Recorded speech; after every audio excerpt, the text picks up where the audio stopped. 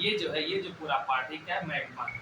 होता क्या है, इस मैग्मा में ध्यान देना, इस मैग्मा में क्या होता है, तो इस मैग्मा में रेडियो एक्टिव एनर्जी, और वो रेडियो एक्टिव एनर्जी क्या करती है, हमेशा जब इकट्ठा स्टोर होती है तो ऊपर उठने का प्रयास करती है।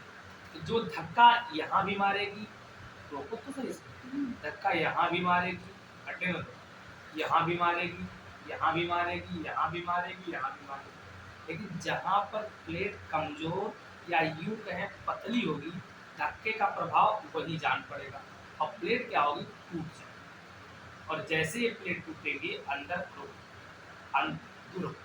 अंदर का जो ये मैग्मा है, ये मैग्मा ऐसे बाहर की तरफ निकलेगा, और जब ये बाहर की तरफ निकलेगा तो ये दोनों चट्टानों में ऐसे आगे के चिपक जाएगा, और फिर इस पर धक्का मारेगा तो चट्टानें क्या होगी, दूर की तरफ जाएंगी। इसके ऊपर प्राय क्या होता है, ये पूरा पानी भरा हुआ महासागरीय भाग। कौन सा भाग है, महासागरीय भाग। अब आप बताओ, पहले जब ऐसे पास पास था तो ये बॉटम ऑफ द सी है, महासागर का तली है, तो ये इतना है। अब जब इसमें फ्रैक्चर हुआ और ये धीरे धीरे बढ़ना शुरू हुई, बढ़ रही है ना, आप बताओ जो सी है उसका बॉटम एक्सपेंड हो रहा है कि नहीं हो रहा है, तो ये कौन सी गति से, अपसारी। कौन सी, अपसारी। अपसारी माने दूर जाना। तो ये जो अपसारी गति हो रही है, इससे सी बॉटम का फ्लोर जो है वो क्या हो रहा है, एक्सपैंड हो रहा है, बढ़ रहा है। अब जैसे मान लो कि ये प्रसार हुआ इतना लॉन्च पे, ये जो इसका एकदम मध्यवर्ती भाग, मान लो ये पहले दोनों यही चिपकी हुई, बात समझ आ रहा है।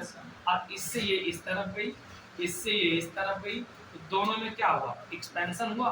बोलो, तो इसको बोलते हैं, इसको ये जो स्केल है, इसको बोलेंगे axis of sea floor spreading. क्या बोलेंगे बच्चा, axis of sea floor spreading बोलेंगे। फिर इसके इस तरफ एक्सपेंशन हो रहा है, इसके इस तरफ भी एक्सपेंशन हो रहा है, तो जो भाग इसमें नया आकर के जुड़ेगा वो इसके तली को बढ़ाने के लिए नई चट्टान का काम करेगा।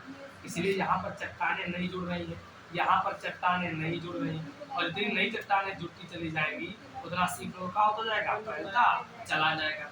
फिर इसका हो सकता है मैग्मा थोड़ा बाहर की तरफ निकल रहा है, अगर मैग्मा इस जो इसका पूरा फ्लोर इस थोड़ा ऊपर की तरफ निकल के आएगा, अगर ये जमाव पर्वत की तरह करेगा तो पर्वत बन जाएगा, यानी ऊंचा भाग जरूर बनेगा। और जो ये ऊंचा भाग बनेगा इसी को रिज बोलेंगे। क्या बोलेंगे, रिज, कटा। अगर यही जमाव ऊंचा हो गया और सागर के पानी से ऊपर निकलने लगा तो इसी को हम लोग बोलते हैं वॉल्केनो आइलैंड। क्या बोलते हैं, वॉल्केनो आइलैंड।